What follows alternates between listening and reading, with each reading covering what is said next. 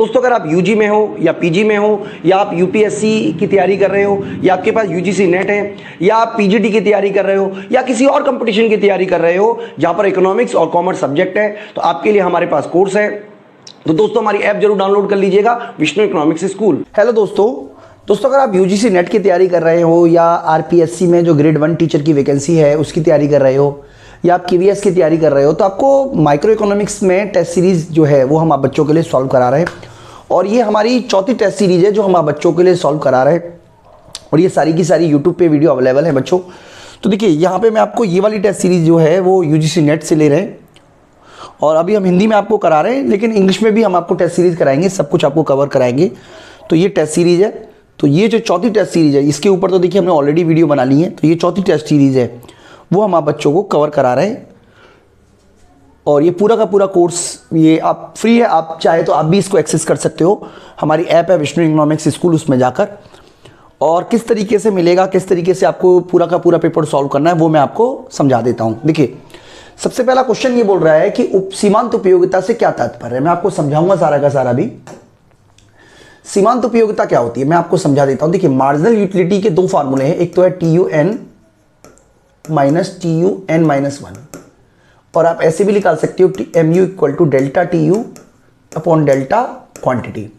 इसका मतलब अंतिम इकाई से प्राप्त होती है उपयोगिता, ऐसा नहीं होता बच्चों।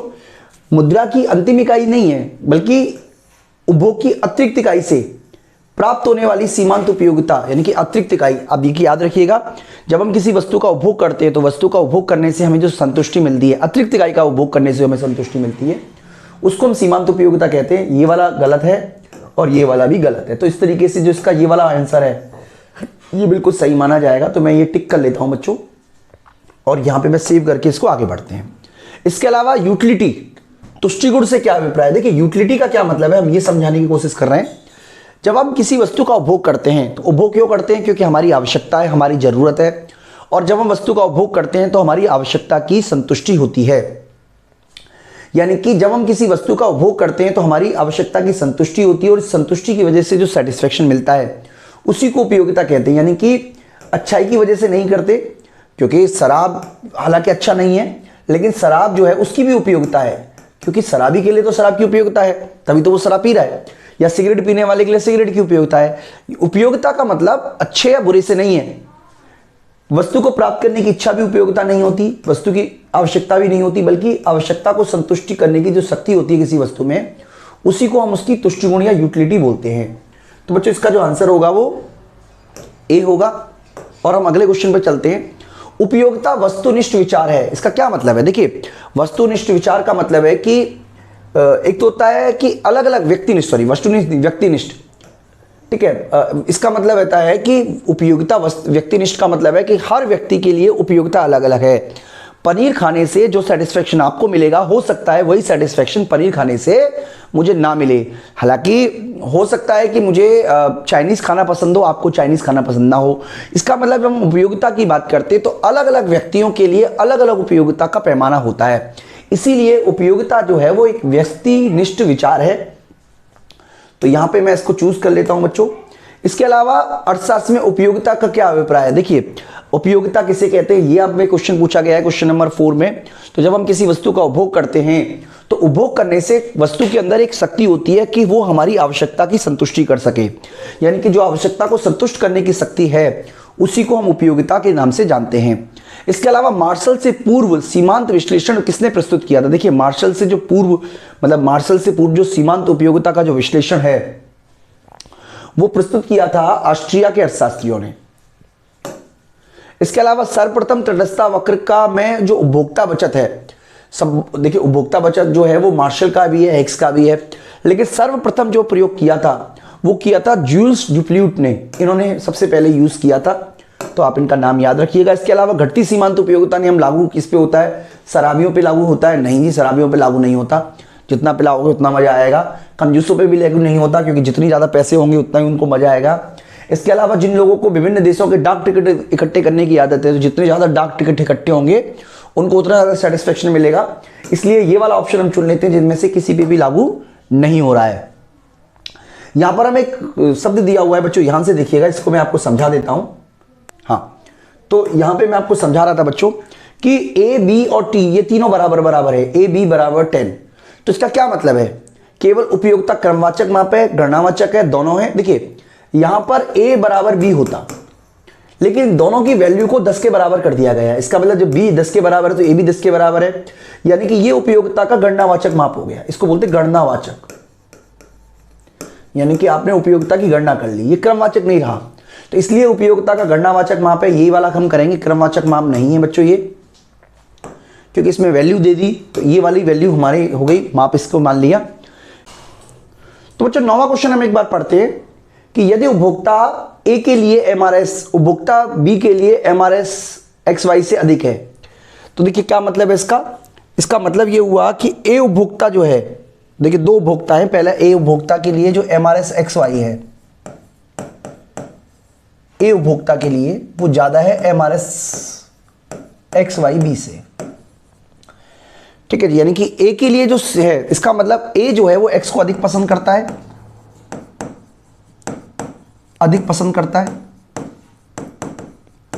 और वाई को कम पसंद करता है तुलनात्मक रूप से, जबकि ये वाला जो है वो वाई को अधिक पसंद करता है और एक्स को कम पसंद करता है तुलनात्मक रूप से बात कर रहे हैं बच्चों। यानी कि उपभोक्ता बी से एक्स के विनिमय से वाई को अधिक मात्रा करेगा, उपभोक्ता बी से वाई का विनिमय एक्स से अधिक करना, मतलब ये वाला देखिए, वाई का विनिमय एक्स से अधिक करना, ये वाला ऑप्शन होगा। यानी कि वाई का जो विनिमय है वो एक्स से अधिक करेगा, तो ये वाली वजह है बच्चों, बी ऑप्शन आएगा इसका। मैं यहां पे टिक कर देता हूं, बी ऑप्शन। अगला है निम्न में कौन सा कथन सत्य है। देखिए कौन सा कथन सत्य, ये हम जानने की कोशिश करेंगे कि एक क्षतिज उदासीनता, क्षतिज किस तरीके का उदासीनता होता है मैं आपको बता देता हूं। उदासीनता वक्र, अगर आपको कंफ्यूजन हो तो आप याद रखिएगा कि उदासीनता वक्र जो है वो क्षतिजाकार है, ठीक है। क्षतिज मतलब इस तरीके का है। इसका मतलब उपभोक्ता केवल एक वस्तु का उपभोग करता है, दूसरी वस्तु का उपभोग नहीं करता। ये एक सामान्य स्थिति है, नहीं बच्चों ये सामान्य स्थिति नहीं है बल्कि अपवाद है। अपवाद मतलब ये एक विशेष स्थिति में आ जाएगा, तो ये सामान्य स्थिति तो बच्चों नहीं है। इसके अलावा क्षतिज, ये भी देखिए ये असंभव है, असंभव तो बच्चों नहीं है। इसके अलावा असमान स्थिति में संभव है, तो ये वाला ऑप्शन जो है वो बिल्कुल सही माना जाएगा। यानी कि 10वें क्वेश्चन का जो सबसे सही आंसर है वो है कि ये वाली कंडीशन जो है क्षतिजाकार, वो असमान स्थिति में संभव है, सामान्य स्थिति में संभव नहीं है। इसके अलावा इनमें से आपको बताना है कौन सा समीकरण सबसे ज्यादा सही है। तो बच्चों उपयोगिता जो तटस्थता वक्र होता है, देखिए मैं आपको समझा देता हूं बच्चों, जब आप संतुलन की स्थिति में आते हो तो इस तरीके से संतुलन होता है। इसका मतलब ये जो ढाल है इसका, ये बताता है एमआरएस एक्स वाई, और इसका ढाल जो कीमत रेखा का ढाल है वो है P X upon P Y. तो जिस स्थिति में ये बराबर होंगे वो संतुलन की स्थिति होगी, यानी कि ये वाली कंडीशन बिल्कुल सही है, जो कि बी ऑप्शन हमें देना है। तो इस स्थिति में आप देखोगे तो जो ऑप्शन नंबर 2 है वो ज्यादा बेटर माना जाएगा बाकी के ऑप्शन के मुकाबले। इसके अलावा निम्नलिखित में से कौन सी धारणा तटस्थता वक्र के संदर्भ में लागू नहीं होती। ढाल नीचे की ओर दाईं ओर होता है, उद्गम बिंदु की ओर उधर होता है, एक दूसरे को नहीं काटते, और गणनावाचक दृष्टिकोण। तो बच्चों इसका क्रमवाचक दृष्टिकोण होता है, गणनावाचक दृष्टिकोण नहीं होता, आप याद रखिएगा। इस तरीके से 12वें का डी ऑप्शन बिल्कुल सही माना जाएगा, बाकी के सारे इसकी विशेषताओं में शामिल हैं। इसके अलावा एक्स और वाई वस्तु के बीच पूर्ण प्रतिस्थापन की स्थिति है, यानी कि हम ये मान के चल रहे हैं कि एक्स और वाई वस्तु एक दूसरे की पूर्ण प्रतिस्थापन है। उस स्थिति में किस तरीके का काम बनेगा, तो मैं आपको बता देता हूं पूर्ण प्रतिस्थापन स्थिति में किस तरीके का इंडिफरेंस कर्व बनता है बच्चों। पूर्ण प्रतिस्थापन वस्तु की स्थिति में इस तरीके का इंडिफरेंस कर्व बनता है, यानी कि ये हमारा इंडिफरेंस कर्व है। और अगर हम बात करें तो यहां पे देखिए इसका मतलब क्या है कि आप एक एक्स वस्तु के लिए मान लीजिए ये 10 है, तो एक ए और एक्स के लिए आपने मान लीजिए 2 का सेक्रीफाइस किया, फिर एक और एक्स के लिए आपने 2 का सेक्रीफाइस किया। इसका मतलब इस केस में जो हमारी एम आर एक्स है ना वो घटेगी ना वो बढ़ेगी, बल्कि स्थिर रहती है। इस केस में जो MRS XY है, X वस्तु के लिए Y वस्तु के त्याग की जो दर है वो स्थिर रहती है। इसका मतलब इस केस का जो सबसे सही आंसर है बच्चों वो माना जाएगा C। तो मैं C ऑप्शन में यहाँ पे टिक कर लेते हैं और ये हमारा सबसे सही ठीक आंसर होगा। इसके अलावा उपभोग मूल्य किसी भी आवश्यकता की प्रबलता या तीव्रता का प्रतीक है, यानी कि हमें ये बताना है कि हमारा जो उपभोग मूल्य, तो बच्चों उपभोग मूल्य यानी कि किसी वस्तु का जो वैल्यू ऑफ यूज है, आप जो किसी वस्तु के लिए पैसे को देने के लिए रेडी हो, वो आपकी प्रबलता का प्रतीक हो भी सकता है, नहीं भी, कुछ भी हो सकता है। तो उपयोग में से कोई भी हो सकता है, ठीक है। मतलब आप किसी चीज के लिए पैसे देने को तैयार हो, ये आपकी प्रबलता को दिखा भी सकता है, नहीं भी। वस्तु का उपभोग जितना सीमित होगा उतनी तीव्र गति से इसका अतिरिक्त इकाई से प्राप्त सीमांत उपयोगिता। देखिए आवश्यकता अगर बहुत तीव्र होगी और उपभोग सीमित होगा, देखिए मैं आपको बता देता हूं, सपोज कीजिए कि मैं केवल 1 गिलास पानी पीना चाहता हूं, सिंपल समझें, जिसका उपभोग सीमित हो, 1 गिलास पानी पीना चाहता हूं, तो 1 गिलास पानी पीते ही मेरी जो सीमांत उपयोगिता उसमें बहुत तेजी से कमी आएगी, बढ़ती जाएगी, घटती जाएगी, समान रहेगी, अनंत तक चली जाएगी। यानी कि किसी वस्तु का उपभोग जितना सीमित होगा उतनी तीव्र गति से अतिरिक्त इकाई से मानने वाली सीमांत उपयोगिता घटती चली जाएगी। तो जितनी ज्यादा आवश्यकता की तीव्रता होगी सीमांत उपयोगिता में उतनी तेजी से कमी आएगी, क्योंकि आवश्यकता की संतुष्टि हो जाती है ना, इसलिए। तो 15वें का बी जो ऑप्शन है वो बिल्कुल सही माना जाएगा। इसके अलावा theory of game and economic behaviour इस पुस्तक के कौन से अर्थशास्त्री ने लिखे? तो बच्चों ये जो न्यूमैन एंड मॉर्गेस्टन है उनकी द्वारा रचित ये बुक है, बहुत पॉपुलर बुक है बच्चों, ये बहुत ही पॉपुलर बुक है। इसके अलावा हीरा पानी विरोधाभास, अब हीरा पानी विरोधाभास के बारे में भी बच्चों हमने डिस्कस किया है कि पानी क्यों महंगा होता है, हीरा क्यों सस्ता होता है, पानी क्यों सस्ता होता है जबकि उसकी उपयोगिता बहुत ज्यादा है, और हीरा क्यों महंगा होता है जबकि उसकी कोई उपयोगिता नहीं है। तो हमने सीमांत उपयोगिता का डायग्राम बनाया था और सीमांत उपयोगिता के डायग्राम के द्वारा हमने आपको बताया था कि मार्शल ने इसको सीमांत उपयोगिता की मदद से बताया, क्योंकि पानी की मात्रा ज्यादा है इसलिए उसकी सीमांत उपयोगिता कम है, और हीरे की मात्रा बहुत ज्यादा है, बहुत कम है इसलिए उसकी सीमांत उपयोगिता अधिक है। तो किसी वस्तु का मूल्य उसकी सीमांत उपयोगिता डिसाइड करती है, ना कि कुल उपयोगिता। इसी को बच्चों हीरा पानी विरोधाभास के नाम से जाना जाता है। तो इस ऑप्शन में अगर हम बात करेंगे तो सीमांत उपयोगिता का जो विचार है वो सबसे परफेक्ट माना जाएगा। इसके अलावा किस अर्थशास्त्री ने उपभोक्ता बचत को क्रेता बचत का नाम दिया? तो बच्चों आप याद रखिएगा कि उपभोक्ता बचत को क्रेता बचत का नाम देने वाले जो अर्थशास्त्री हैं वो बोल्डिंग है। इसके अलावा प्रगतिशील कराधान प्रणाली का आधार सम सीमांत उपयोगिता हास्य नियम होता है। देखिए मैं आपको समझा देता हूं कराधान प्रणाली क्या होती है। दोनों चीज आ रही है, एक तो प्रगतिशील कराधान प्रणाली आपको समझनी पड़ेगी, दूसरा सीमांत उपयोगिता हास्य नियम समझना पड़ेगा, सीमांत उपयोगिता हास्य नियम समझना पड़ेगा। तो प्रगतिशील कर प्रणाली होती है इसमें जो अधिक जिसकी आय है, अधिक आय वाला व्यक्ति अधिक कर देगा और कम आय वाला व्यक्ति कम कर देगा।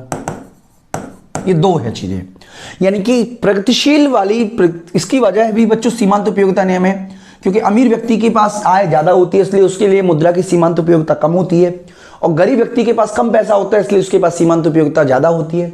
इसलिए डेफिनेटली इसका जो आधार है, इसका जो कारण है वो है कि अमीर व्यक्ति के लिए धन की सीमांत उपयोगिता शून्य होती है। बेटा शून्य तो नहीं होती है, द्रव्य की सीमांत उपयोगिता जो है वो अमीर के लिए गरीब की तुलना में कम होती है। तो बच्चों ये ऑप्शन बिल्कुल सही माना जाएगा। इसके अलावा उपभोक्ता बचत निम्न में पर से आधारित है। उपभोक्ता बचत का जो आधार है वो घटती सीमांत उपयोगिता नियम है बच्चों। तो इसका मतलब गॉसन का जो प्रथम नियम है जिसको कि हम घटती सीमांत उपयोगिता नियम कहते हैं, वही उपभोक्ता बचत का आधार है। अर्थशास्त्र प्रत्येक व्यक्ति में से निम्न प्रकार के व्यवहार की आशा करता है। तो बच्चों ये सारा तो आपने पढ़ा ही होगा कि उपभोक्ता जो है वो हमारी मान्यता है कि उपभोक्ता मतलब जब भी हम कंज्यूमर बिहेवियर पढ़ते हैं तो हम ये मान के चलते हैं कि उपभोक्ता विवेकशील है, उपभोक्ता विचारवान है, रैशनल कंज्यूमर है, इसलिए इस वाले ऑप्शन को हम बिल्कुल चुन सकते हैं। इसके अलावा मूल्य विरोधाभास में जो फेमस है हीरा जल विरोधाभास, वो उसका किसने उदाहरण दिया? तो बच्चों एडम स्मिथ जो हैं उन्होंने उसका उदाहरण दिया था, मार्शल ने उदाहरण दिया था इसका। इसके अलावा वास्तविक जीवन में मार्शल ने दिया था, याद रखिएगा, वास्तविक जीवन में उपभोक्ता संतुलन प्रभाविक होता है जिसे हम व्यक्त कर सकते हैं। तो बच्चों वास्तविक जीवन में उपभोक्ता संतुलन जो होता है उसको हम आय प्रभाव, प्रतिस्थापन प्रभाव और कीमत प्रभाव तीनों के द्वारा हम व्यक्त कर सकते हैं। वास्तविक जीवन में उपभोक्ता संतुलन जो डायनामिक है उसको तीनों द्वारा व्यक्त किया जा सकता है। आय प्रभाव धनात्मक होता है। देखिए धनात्मक आय प्रभाव कब होता है? जब आय बढ़ने से मांग बढ़ती है। धनात्मक आय प्रभाव का मतलब है जब आय बढ़ेगी और मांग बढ़ेगी। ऐसा केवल सामान्य वस्तु की स्थिति में होता है, इसलिए सामान्य वस्तु की स्थिति में जो आय प्रभाव है वो धनात्मक माना जाएगा। तो इस स्थिति में आय प्रभाव एक धनात्मक होना एक सामान्य घटना है। ठीक है, सामान्य घटना इसलिए क्योंकि नॉर्मली आय प्रभाव धनात्मक ही होता है वस्तुओं का। यहाँ पर एक डायग्राम बताया हुआ है बच्चों, इसमें से आपको बताना है कौन सी वस्तु घटिया है, कौन सी वस्तु अच्छी है। तो डायग्राम में आप देखिए जो ये है 1, देखिए ये मैं आपको समझा देता हूं। इसका मतलब जैसे उपभोक्ता की आय बढ़ी, उपभोक्ता ने वस्तु की जो मांग है वो कम कर दी, यानी कि उपभोक्ता जो है, यहां पे आप देखिएगा इस वस्तु की मांग को तो बढ़ा रहा है, लेकिन इस वस्तु की मांग, एक्स वस्तु की मांग को घट रहा है। तो IC1 का निम्न होना किसको और संकेत करता है? तो ये संकेत करता है कि हमारी जो एक्स वस्तु है वो घटिया है, जिस तरफ मुड़ जाता है उल्टा हो जाता है वो वस्तु घटिया मानी जाती है। यानी कि इस केस में IC1 में एक्स वस्तु घटिया है और ICY में वाई वस्तु घटिया है। तो इसका मतलब इस केस में जो ऑप्शन नंबर 1 है वो बिल्कुल सही माना जाएगा। क्वेश्चन नंबर में हमारा 25 का ऑप्शन नंबर बी बिल्कुल सही माना जाएगा। किस वस्तु को हीन होने को संकेत करता है? तो ये किसको हीन होने की संकेत करता है? एक्स वस्तु को, क्योंकि एक्स वस्तु की जो डिमांड है वो घट रही है। This one. इसके अलावा जब प्रतिस्थापन प्रभाव में आय प्रभाव, जब प्रतिस्थापन प्रभाव में आय परिवर्तन लागत अंतर का बराबर होता है, तो इसे स्लेस्की का ये विचार है बच्चों, इसको हमने ऑलरेडी कराया हुआ है, आप देख लीजिएगा। इसके अलावा उदासीनता वक्र सदैव केंद्र बिंदु की ओर उन्तोदर होता है, इस तरीके का उन्तोदर, ऐसा। तो ऐसा तो एक अपवाद ही स्वरूप होता है, उन्तोदर, नतोदर, सॉरी नतोदर ढाल हुआ ये। तो क्योंकि उपयोगिता हासमान नियम लागू होता है, ये गलत विचार है। अब इसको गलत चुन सकते हैं। 27वें क्वेश्चन का जो बी ऑप्शन है वो बिल्कुल सही माना जाएगा। ये गलत विचार है बच्चों, इस तरीके का नहीं होता ये। तो ये सारे के सारे क्वेश्चन पूरे हुए बच्चों। क्वेश्चन नंबर 28वां लास्ट क्वेश्चन है हमारा। इसमें कह रहा है गिवन वस्तुओं के प्रति आय प्रभाव किस तरीके का होता है? तो बच्चों गिवन वस्तुओं का आय प्रभाव ऋणात्मक होता है। तो इस तरीके से बच्चों हमारे सारे के सारे क्वेश्चन पेपर जो हैं वो सॉल्व होते हैं, और मैं उम्मीद करता हूं कि आपको अच्छी तरीके से कंसेप्ट समझ में आ गया होगा। तो बच्चों अगर आप हमारे कोर्स को बाय करना चाहें, अगर आप इस पेपर को पूरा सॉल्व करना चाहें तो आप इस कोर्स को हमारे को बाय कर सकते हैं बच्चों। ये हमारा कोर्स है पूरा का पूरा, ये हमारा UGC नेट का कोर्स है। तो ये तमाम तरीके के कोर्सेज हैं, चाहे आप PGT की तैयारी कर रहे हो, चाहे आप UPSC की तैयारी कर रहे हो, चाहे आप असिस्टेंट प्रोफेसर की तैयारी कर रहे हो। तो ये तमाम तरीके के कोर्सेज हैं जो हम अपने ऐप के माध्यम से आप बच्चों को प्रोवाइड कराते हैं। और यहाँ पे देखिए ये वाला फ्री कोर्स भी, आप टेस्ट सीरीज और नोट्स यहाँ इस वाले कोर्स में भी आप एक्सेस कर सकते हैं।